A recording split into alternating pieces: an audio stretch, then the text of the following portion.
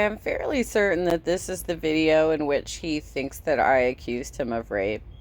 So I'll just go ahead and add this so that y'all can see that I did not accuse him of rape. What I accused him of was being just a womanizer, basically, and not standing up for his allies. I spill the beans because what the hell? Nobody has my back anyway. My best witness is a coward. My allies allow bad people to be elevated. And there doesn't seem to be any way I can really get into the party. Let's be real, Don was never my friend. He was using me the entire time to smooth over bad relationships he fucked up. He has anger management issues and has been taunted by Dem Exiters for 3 years. But I wasn't a part of that until he dragged me into it. Full disclosure, I swear a lot and have said some really mean things to Don in response to how he has treated me over the last 10 months since he seduced me. Not raped me, y'all. Seduced me. And granted, I had a suppressed crush on him. He has pulled a lot of mind games with me, including, but not limited to, contacting me on his anniversary and on Valentine's Day, when he was mostly ignoring my messages about shared projects on other dates. Remember, he was still supposed to be working with me at this point, but he kept pulling this weird shit with me. I also remember the time a couple months ago that he said his wife was telling neighbors he was hitting her and that it was almost over. He kept going back and forth between whether or not he was going to get a divorce, y'all. And he kept using that as like manipulation with me. Then he said he couldn't bear to leave a depressed person who wanted out of the marriage because he felt a responsibility of taking care of her. She, according to him, drinks herself to blackout each night and lies in the fetal position most of the day nursing hangovers. I literally don't know if any of this is true, or if he said it to manipulate me. Everyone has their own demons, and that's fine, so long as they don't sabotage other people. You screwed me royally in several ways, Don.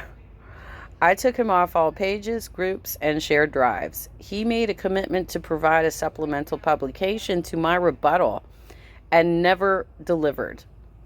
He held me back on OR meeting planning.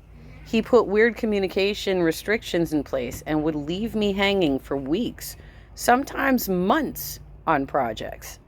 The only control he has left is as a false witness, which he has vowed to be, and even destroyed evidence. See the comments.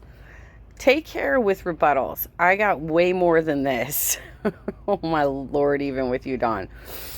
All this being said, what we do in our bedrooms should have no bearing on employment opportunities. Don does deserve work. He's a talented grassroots strategist. He hasn't committed any Me Too. If he hasn't committed any Me Too issues, he's just a dick. Don, had you not repeatedly ostracized me when I was all alone, this video wouldn't have been made. I took you to the convention as my friend. Apparently you're too cool for me.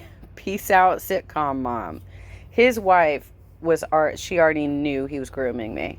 She knew, which is why she started doing little just little sort of microaggressions towards me. She told me that I reminded her of a sitcom mom. But she knew what was up. She knew. Okay, everybody, I'm gonna tell you a little story. I'm gonna bring you up to speed on what's going on with me. So let me start by saying that in 2017, when the Me Too movement broke, there was a particular case with Jordan Chariton where his editors and contributors and stuff all came out against him. And somehow he has survived this, which is quite amazing to me. But I don't know all the details behind it other than what was put forth on Twitter and various live stream interviews. It sounded pretty severe to me. And so at the time, I saw it as an opportunity to create a platform called Undercovered Magazine that would be a safe place.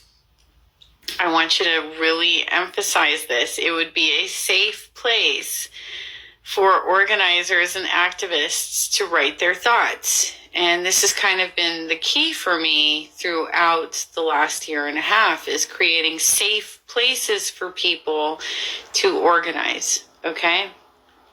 One of the first people that I approached to be a contributor to Undercovered was Dawn Ford. And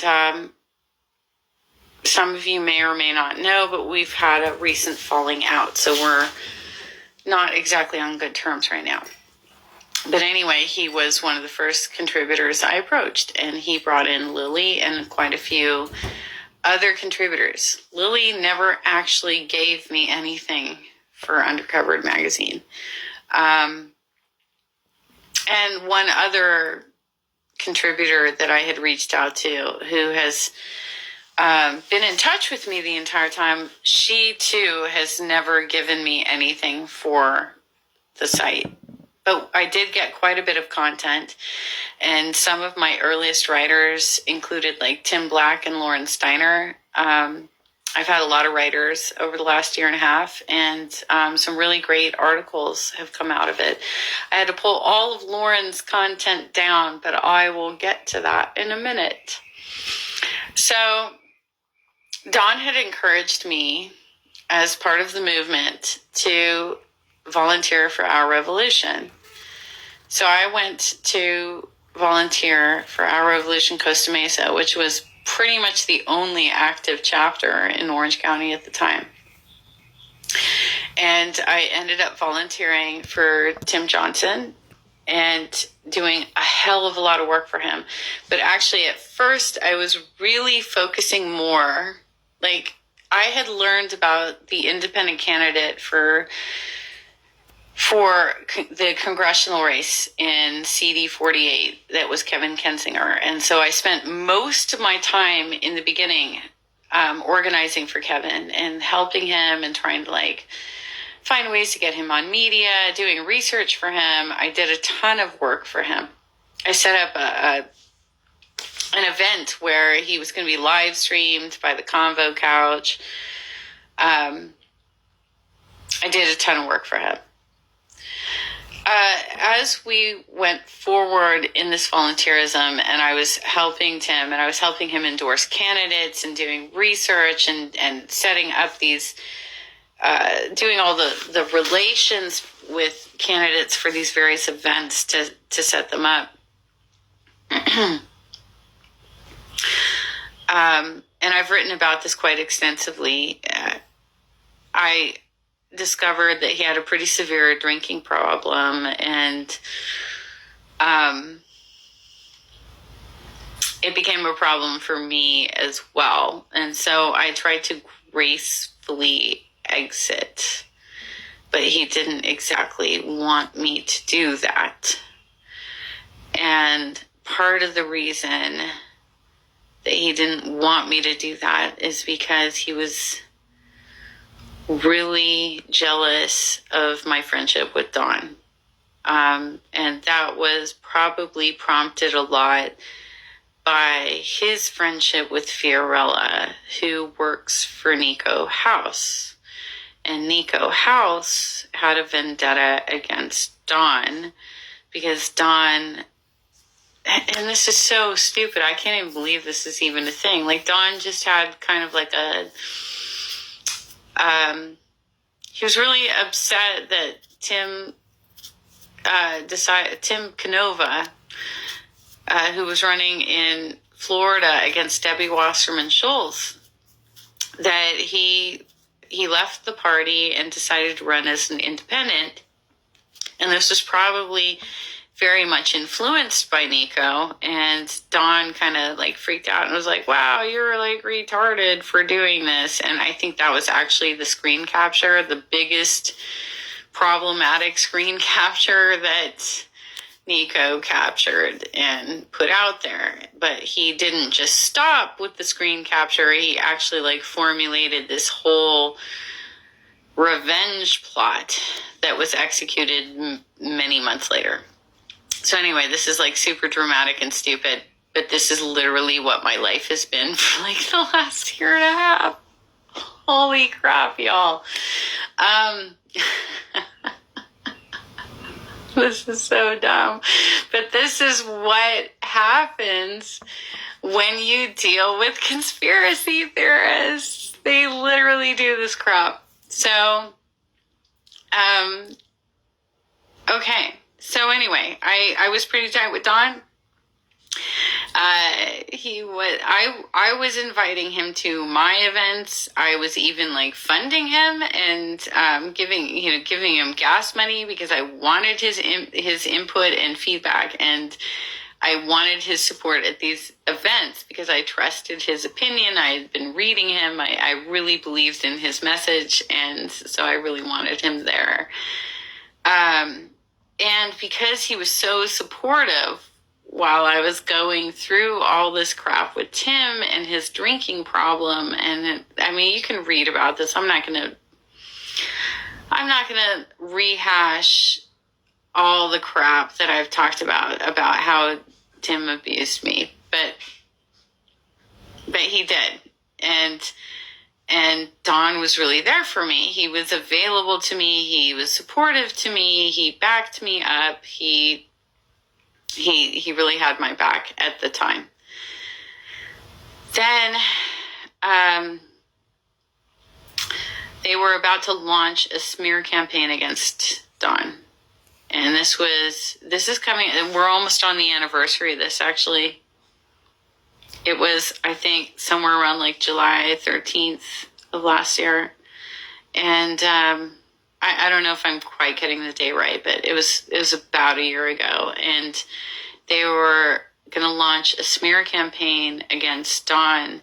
But leading up to that, like, it got leaked to me through Tim.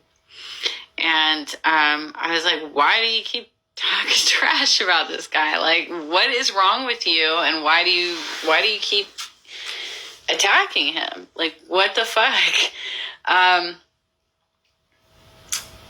So of course I went to Don and I was like, dude, this is what's happening. This is what they're saying. And it all kind of blew up. It all kind of came out. We figured out that Fiorella was like, leaking stuff from a private chat we were in, and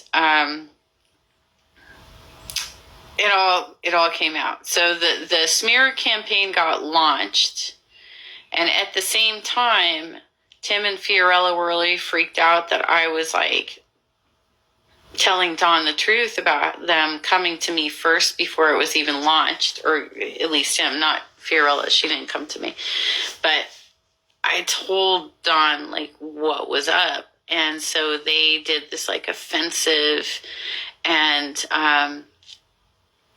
said, don't trust her because she's schizophrenic and she's in love with Tim, and you can't trust her. And well, he was like, well, that's bullshit. Because it was. Look, y'all, look. You can read my writings on this. I'm not going to go into details of all the shit I went through while I was volunteering for Our Revolution Costa Mesa. Right now, I'm just giving you supplemental of where we are today. So we continued on, and we continued to get attacked repeatedly by this network. We continued to get attacked. We got attacked by William Somerville. We got attacked by so many freaking people. Got attacked, and I've written about that too. I continued to help Don.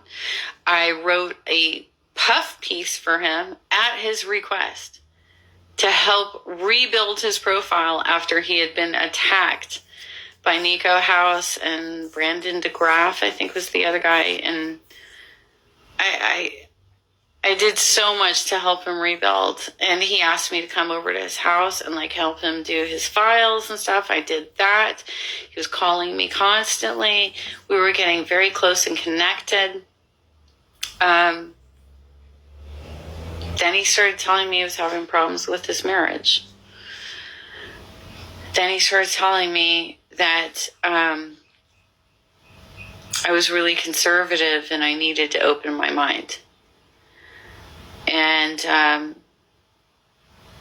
he asked me to work on the congressional campaign in Florida. He asked me, we talked about doing the, like, at least me spending a couple of weeks on the road with him, which I did. And the first week on the road, he was really angry with me a lot. He was kind of like,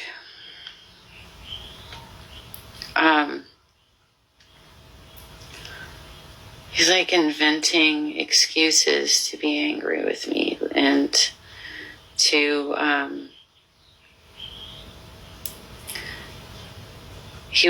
it was almost like he was setting me up for failure. And then we got into a car accident in Louisiana, because, you know, in Louisiana you can do drive-through purchases of drinks. Like, they don't care in Louisiana, and like everybody involved in this had been drinking, and cops didn't even do breathalyzers. I think that the crash was assigned 50-50 fault, but there was like no visibility. It was pouring rain. It was absolutely pouring rain. And we got into a fender bender. Everybody was fine. Nobody was hurt, but the car was totaled. And Don screamed at me at the top of my lungs. Not mine, obviously. He screamed at me at the top of his lungs.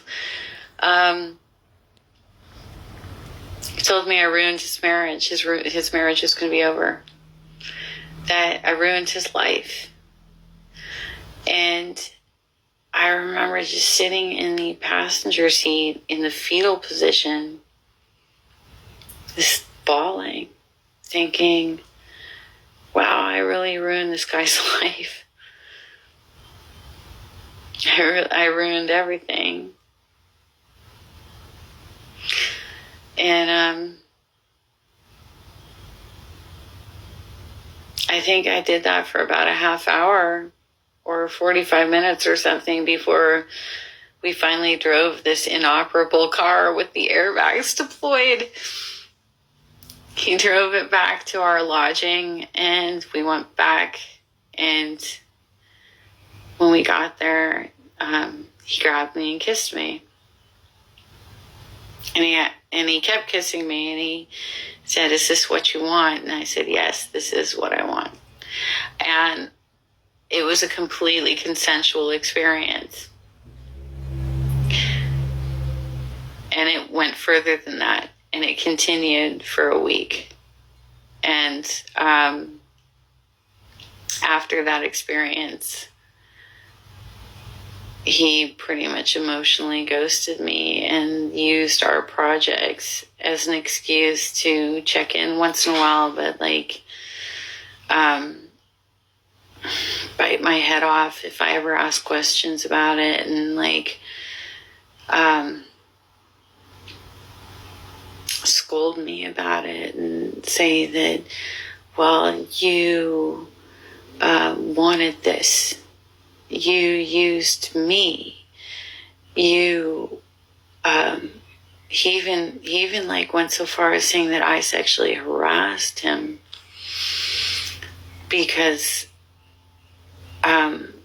because I had a crush on him. And even though I hadn't acted on anything and I hadn't made any moves and I hadn't said anything and I like didn't play into anything, I just like literally like when he kissed me, I'm like, yes, I do accept.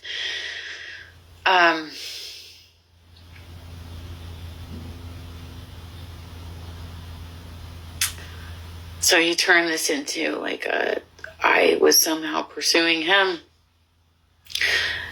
And he had told me that he didn't wear his wedding ring on the trip. He told me he was in an open relationship. He told me that his wife was dating somebody else. And he told me that I was too conservative and I needed to open my mind.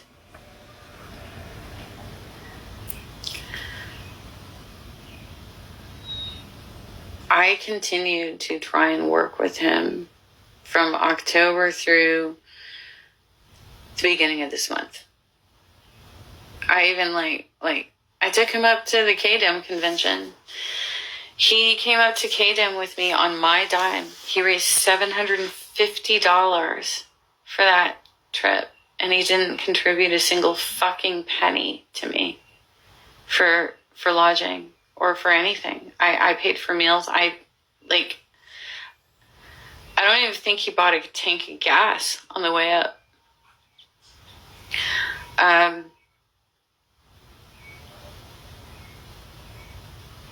then immediately afterward, when I asked him to stand up for me in court to say that he saw what he saw at the convention, that he saw Tim violate the agreement, all I did was ask him to say that he saw Tim violate the agreement.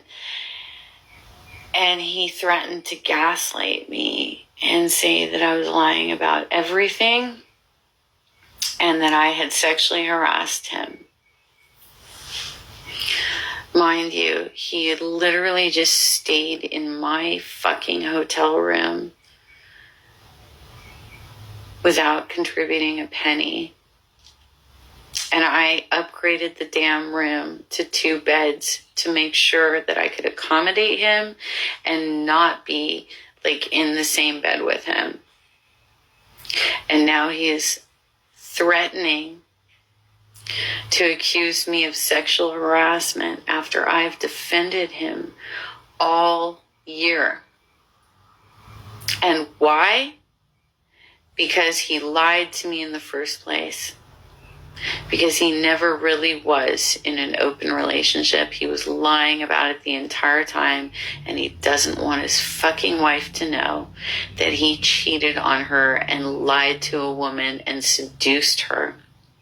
That's where we are right now. And Dawn, I'm sure you're a very talented grassroots organizer, but you are a hideous person when it comes to women. You are abusive to women. I am not the only woman who feels like they have been abused by you, and you can go fucking screw yourself. #sitcom mom. Goodbye.